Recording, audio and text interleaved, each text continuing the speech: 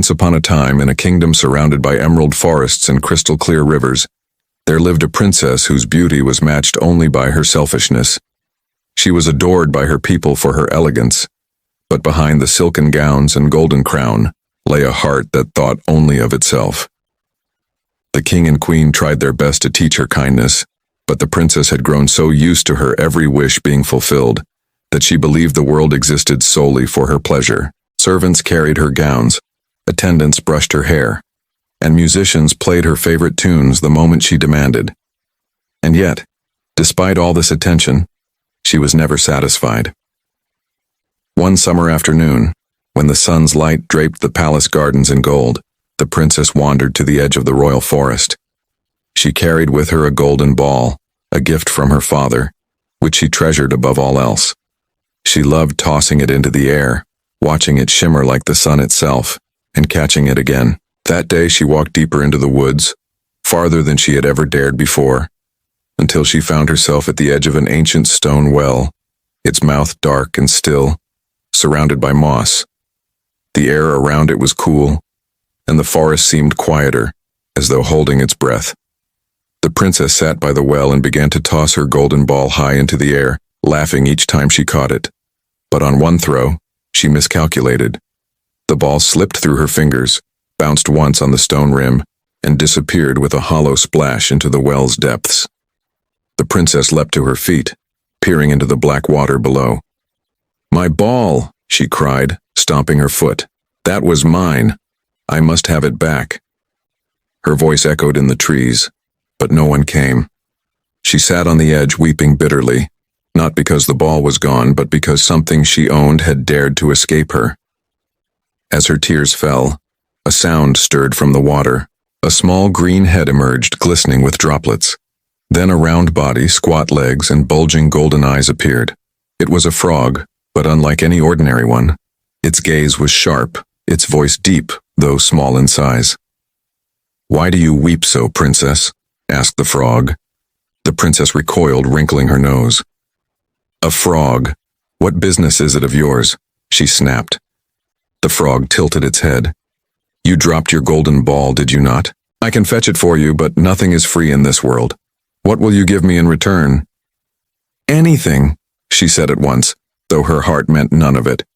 "Jewels, gowns, even the finest crown. Just bring me my ball." The frog's eyes gleamed knowingly. "I do not want jewels or gowns. I ask only this. Let me sit at your table, eat from your plate, and drink from your cup. At night let me rest on a pillow by your bed, and let us be companions for a time." The princess laughed cruelly. "You? Sit at my table? Share my food? Sleep near me? That is absurd. You are nothing but a slimy frog." The frog did not waver. "Then no ball." He began to sink back into the well. "Wait!" the princess cried, her desperation breaking through. "Fine. Yes, I promise. Whatever you want, just bring me my ball." Satisfied, the frog dove into the depths. Moments later, he resurfaced with the golden ball balanced between his legs. He placed it gently on the mossy edge of the well. The princess seized it instantly, hugging it to her chest with glee. Without another word, she turned and ran back through the forest, leaving the frog behind. That evening, as she feasted in the grand dining hall, a sound echoed through the palace corridors, soft, wet hops against the marble floor. The doors creaked open, and there stood the frog, his eyes gleaming in the torchlight. "Princess," he croaked, "you promised I might sit at your table, eat from your plate, and drink from your cup." The princess paled. "Guards! Remove this creature!" she cried, but the king, who sat at the head of the table, frowned. "My daughter, what is this?" "He is nothing," she sputtered. "Just a frog I met near the well." The frog bowed slightly. "Your Majesty, the princess promised me companionship in return for retrieving her golden ball. A promise is a promise." The king's gaze grew stern. "Daughter, a royal word is sacred. You must honor it." The princess's cheeks burned with fury, but she dared not defy her father. Reluctantly, she pushed a plate toward the frog.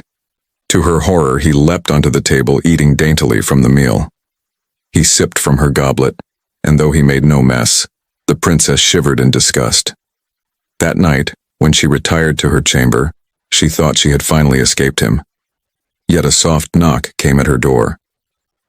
"Princess," came the voice, "you promised I might rest near you."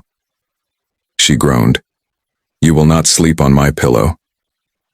The frog answered calmly, "Then I shall tell the king." Clenching her fists, the princess reluctantly lifted him onto the cushion beside her bed. To her surprise, the frog lay still, making no sound, and she drifted into uneasy sleep. For 3 nights this continued, and each time her selfish heart hardened with resentment. But on the 4th night something changed. The frog spoke softly in the darkness. "Do you know why I ask these things of you?" The princess rolled her eyes. "To torment me, no doubt." "No," said the frog.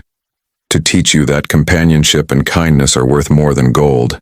A heart that thinks only of itself is lonelier than you can imagine."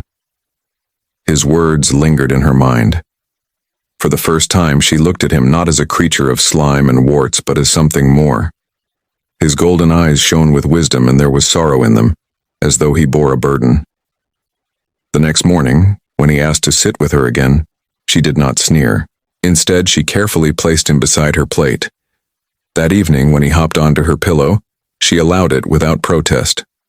Slowly, she began to see that her selfishness had been her cage, keeping her from understanding the simplest joys of giving.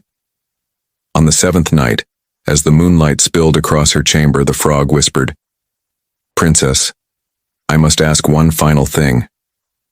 Will you let me rest not beside you, but in your hands?" She hesitated, then lifted him gently.